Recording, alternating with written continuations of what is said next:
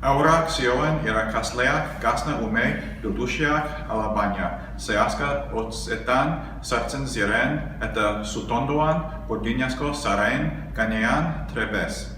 Kehrena plast itxindu gorriei eskainiak itortzen jartzen, zilbul argia moztu bezain laster.